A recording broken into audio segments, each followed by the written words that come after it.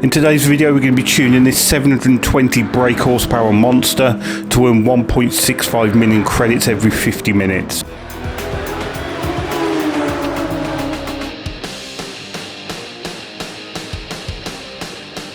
Hello everybody, thanks for stopping by. KCR-Mark here. Welcome back to another Gran Turismo 7 tuning video.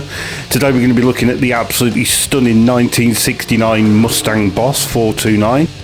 Now this tune didn't actually go as I planned it. As you've probably read from the thumbnail, this car's got a horrendous amount of power, 729 brake horsepower, and it was originally designed to be a power build, but as it turns out it's rather good around corners as well.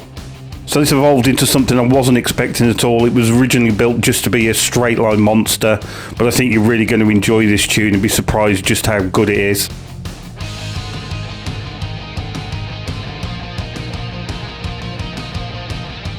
So we're going to kick off the build in a bit of an unusual place, but this is of the utmost importance to this build.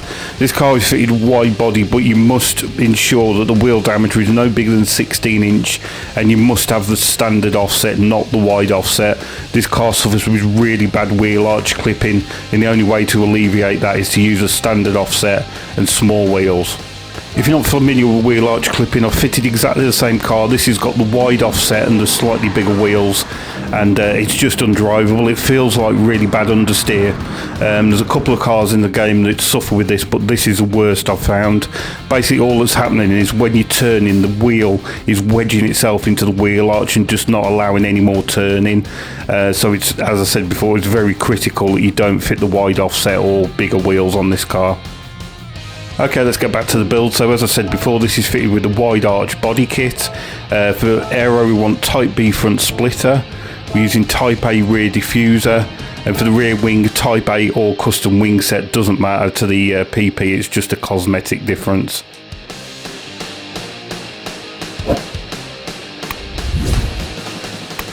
So with that done, we're going to head on straight to the tuning sheet. I'm going to run through all the parts that you need to buy while we're going through the tuning sheet. So we're running sports hard tyres. We want fully customised suspension.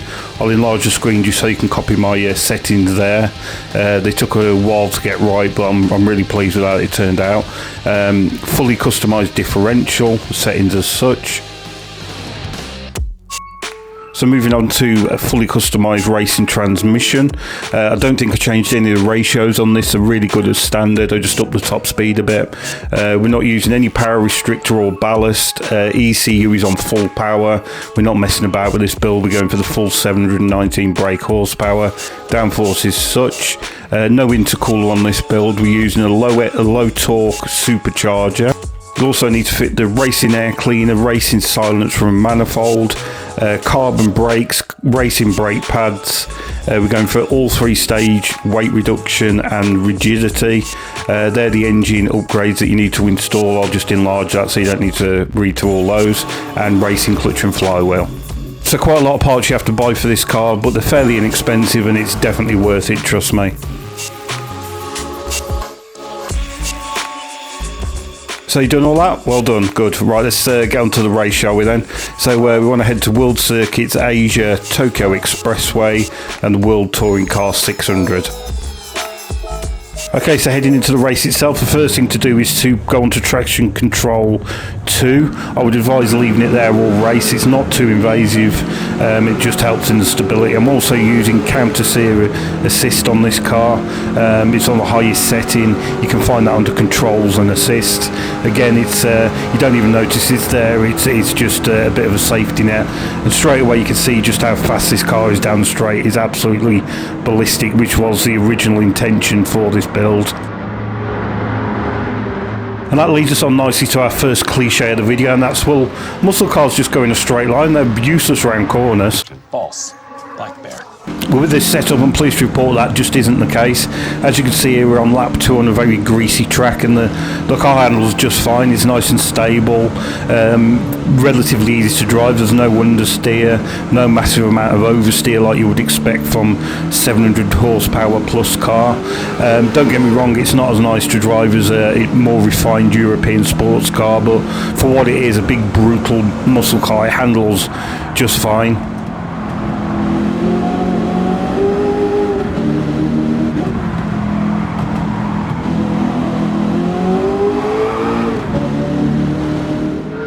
Okay then, fair enough. Let's head on to cliche number 2 then.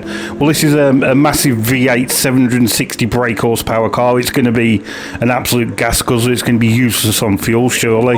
Nope, wrong again. Even this 7.2 huge V8 engine is inexplicably really good on fuel. You can make it to the end of lap 7 without having to refuel. It's just a one-stop strategy with this car.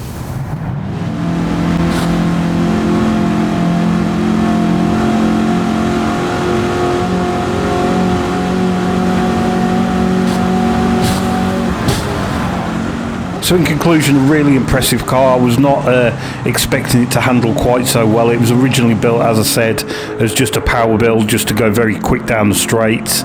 But I was surprised how well it actually handles. Just follow my tune and my tips that I gave you earlier, and you'll have a really nice handling car. Just be careful, as I said, going into the corners. You want to scrub the speed off early.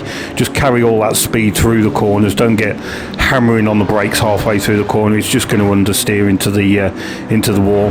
As you can see, pretty quick lap times of 2:05.0 is my fastest lap. So it's a really quick car. A little bit tricky to drive, but once you get the hang of it, it's really good fun.